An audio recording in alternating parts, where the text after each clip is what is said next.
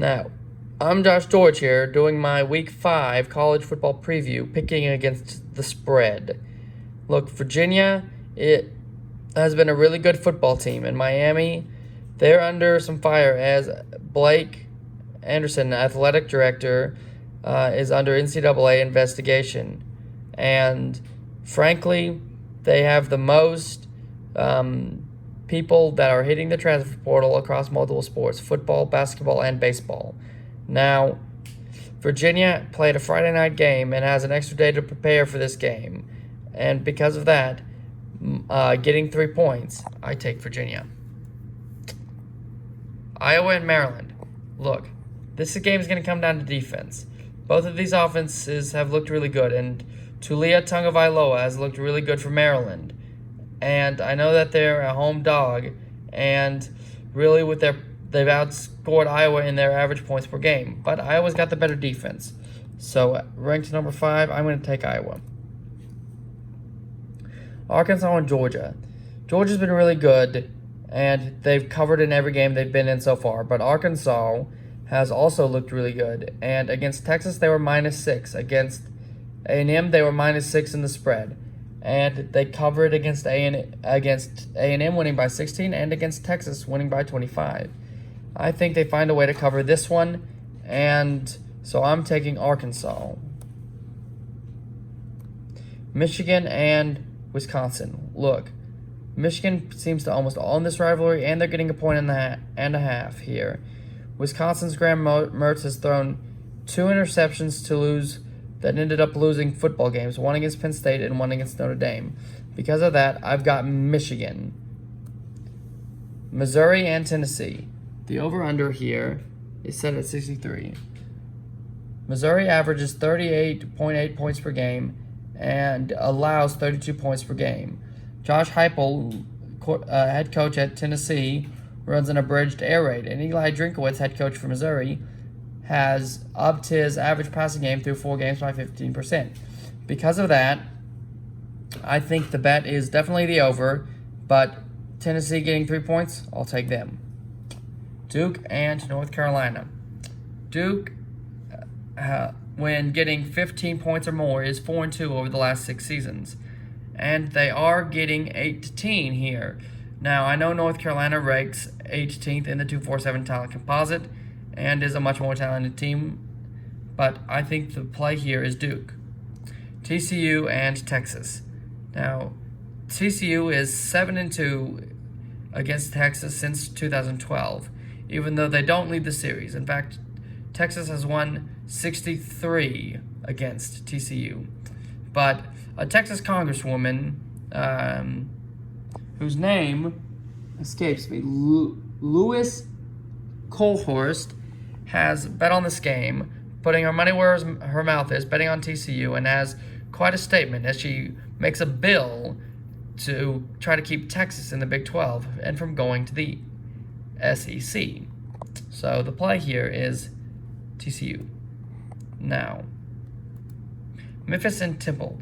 Temple came out in Lindsay's magazine as a bottom 100 team, and Memphis was a sneaky top 25 team, he said. All signs seem to point to Memphis winning this football game. Now, Louisville and Wake Forest. Their comparable opponent is Florida State. Louisville won 31-23, and Wake Forest won 35-14. Wake Forest looked better. Wake Forest has looked better in general. Louisville's a 3-1 team, and frankly, some of their wins are kind of fluky. So the play here, -6.5, is Wake Forest at home. Southern Cal and Colorado. Colorado has scored 20 points in the last 3 games. Not good. I know USC is without a head coach as they fired Clay Helton. But if they can score 7 points, they could probably find a way to cover that spread, even if they win 7-0. Cincinnati and Notre Dame. Notre Dame is an underdog against a Group of 5 team for the first time since I can remember in my lifetime. I don't know if really it's ever happened before. I'm sure somebody in the comments can tell me. But they're getting 2.5, and I'll take Notre Dame getting points to a Group of 5 team any day.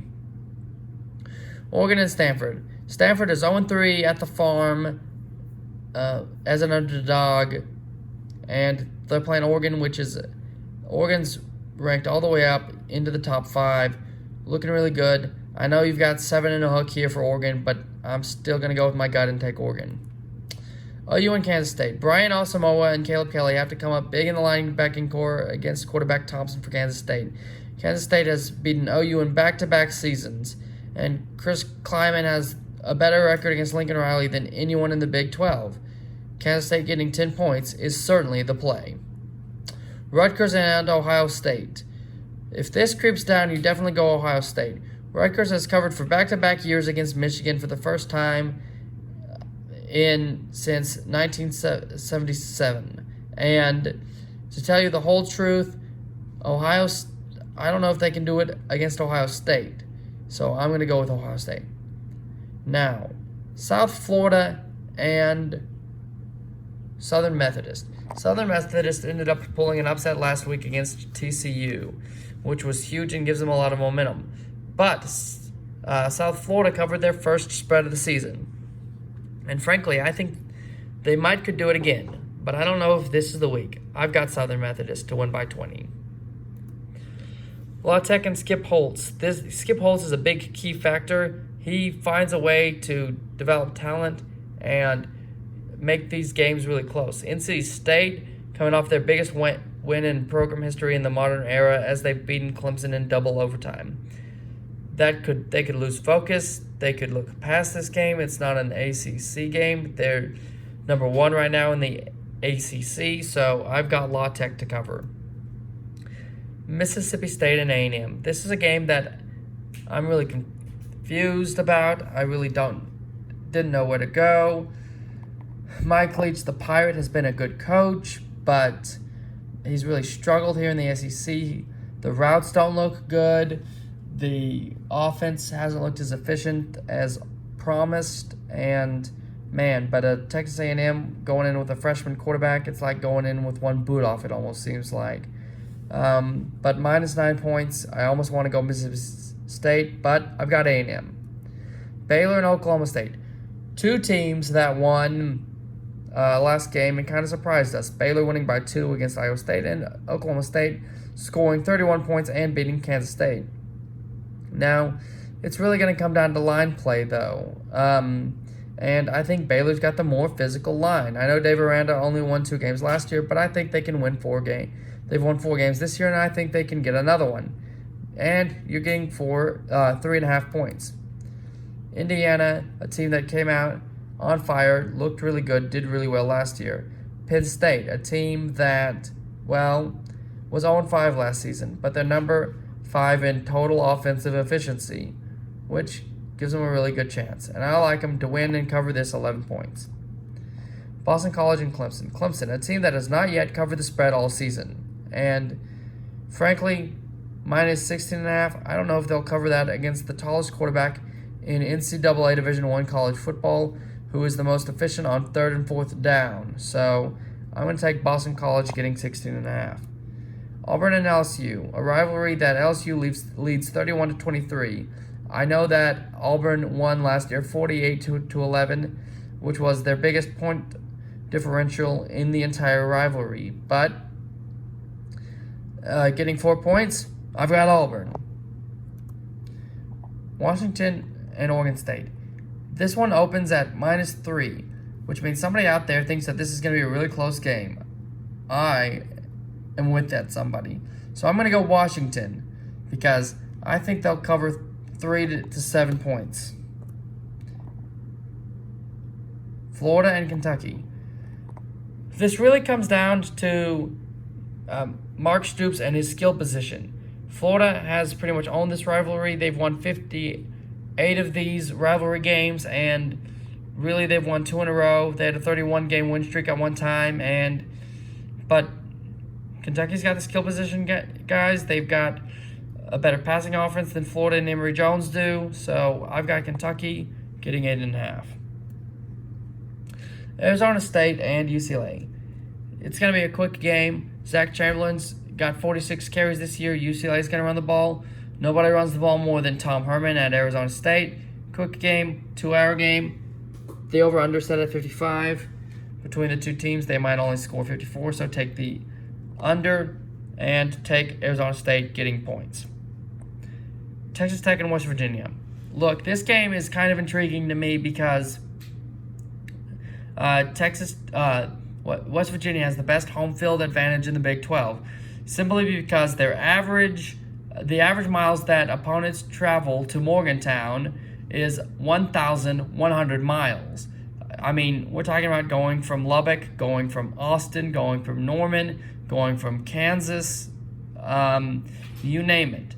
So teams having to travel can create a huge home field advantage, and they have a ton of momentum after their defense held the Sooners to 16 points. Texas Tech had 70 scored on them last week by Texas, so play West Virginia here. UCF and Navy. Navy's option offense has looked really poor this season and has looked poor over the past 2 seasons. UCF and Gus Malzahn have had an extra week to prepare for this game as they had an off week previously, so they'll be prepared for the option attack. And Gus Malzahn's offense, they've looked like the better team in all 3 games. The problem is minus 15.5. Can they cover it? Man, it's going to be a tough one to bet on, but I'm going to take Central Florida. Ole Miss and Alabama. Ole Miss covered against Alabama last year, and Florida covered a 15-point spread against Alabama already this year, although Alabama came away with a 2-point victory. I do think Alabama will probably find a way to win this football game. Don't get me wrong, but with the quarterback battle in Bryce Young and Lane Kiffin's Jack Cohn, it's going to be an interesting dogfight of a game. It's going to be one that you might even take the over. Lots of points, lots of offense. Alabama's got the better defense, and defense win the big games like this one, so I've got Alabama. I'm Josh George.